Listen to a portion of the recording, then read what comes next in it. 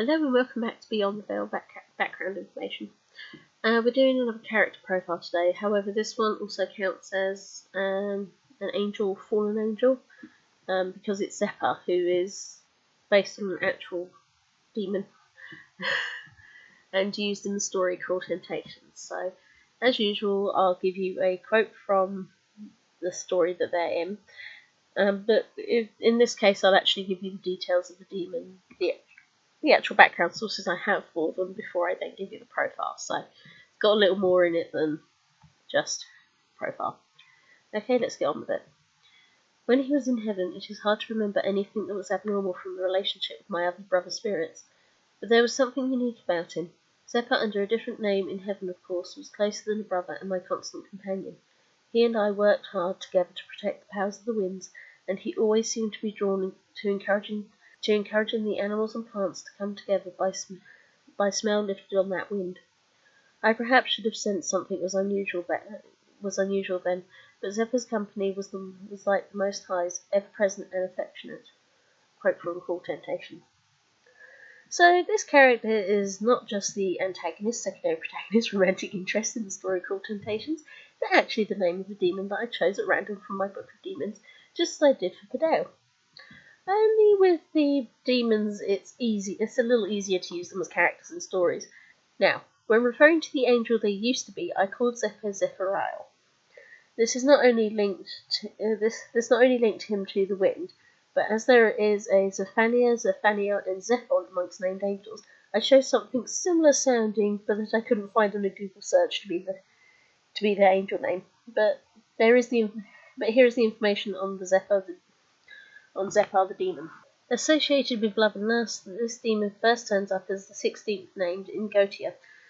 They turn up in Scott's discovery of witchcraft and in Wierus's work as having the ability to inflame women's hearts with the love of men. It's debatable if that means the sexual urges or just the desire of the man after them. It's suggested that when Zepar is unable to inspire love, they can transform their targets, keeping them trapped until they give in to the love spell, but that they can also make women barren.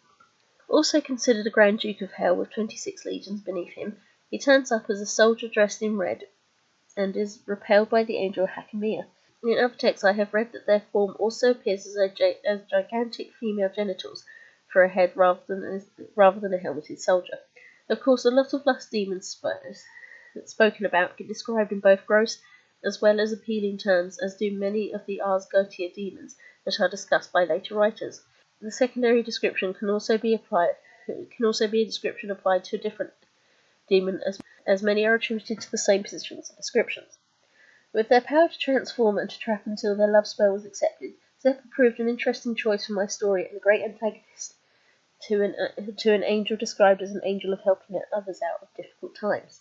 Anyway, name Zepar, formerly Zepariel, position demon of sexual spells. Story featured in Cruel Temptations, role antagonist, gender male. Description varies depending on what is wanted of him, but often wears red. They can turn into a demonic creature that is man but has the head of a female organ. His preferred look, however, is golden-eyed, fang, dark brown hair, dark tan skin, huge rough and black wings with the bones poking out, and yet thusly attractive no matter what. Realm Hell. Abilities: the ability to possess, control through spells and pheromones, to trap people in contracts and into different shapes, to force others to do his bidding because he has persuasive power. Master, Lucifer.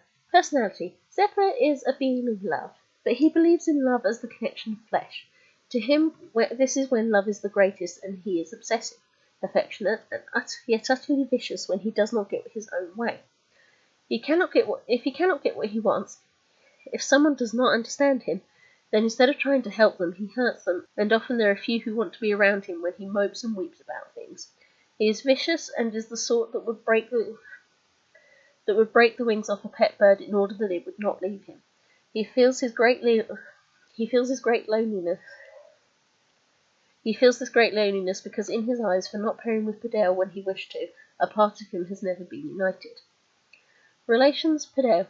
The angel he loves and adores, he obsesses over him so much he causes nothing but trouble whenever Pedael is around. Lucifer, the only being that gives Zepar affection and treats him almost like a precious pet, loving Zepar's power but also understanding for his sorrows and uses it regularly, but Zepar is utterly loyal to Lucifer. History. Created in heaven to work the winds and the clouds, he was created only moments after Pedael, and somehow, though they were as close as brothers, Zepar already knew there was something different about their relationship. They were working the clouds, making the monsoon, and Zepar would use the wind to blow pheromones out to the animals to encourage them to come together. He was intrigued with the way that the animals were together, the way they paired up and had children, and he became envious of them. When Lucifer gave them the chance to experience gender, and together he and Pedael took male forms. Even so, as the pair embraced in a hug, Zepar wanted more from Pedael. His companion did not want it. When another angel took female form and tried to take Pedael away, Zepar was aggressive and possessive, insisting that Pedael belonged to him. It was enough to make Pedael revert back and run away, but Zepar refused to ever change from being male or wanting Pedael. During the war, he worked with Lucifer and fought hard, but he was brought down by the angel Hakoniah, who then later ripped his wings off and kicked him down. Within hell, he stood up to become a Grand Duke for Lucifer, and used the desire of men to teach them ways to trick women into being with them, and was summoned to make women fall for other men. When they would not, he would hurt them, but when he would be out and about, he would catch sight of Pedael and obsessively watch him, desiring him. Eventually, a curious opportunity came that he would not lose to have the chance to own Pedael. Final comments. I don't want to reveal too much, and I hope you don't mind the picture I have. I drew him as a dragon because I can't draw anything human, and once again it was for the 100 Themes challenge I'm doing on DeviantArt. In the picture, he's even stalking Pedael. I hope you found it interesting. Thank you. Bye.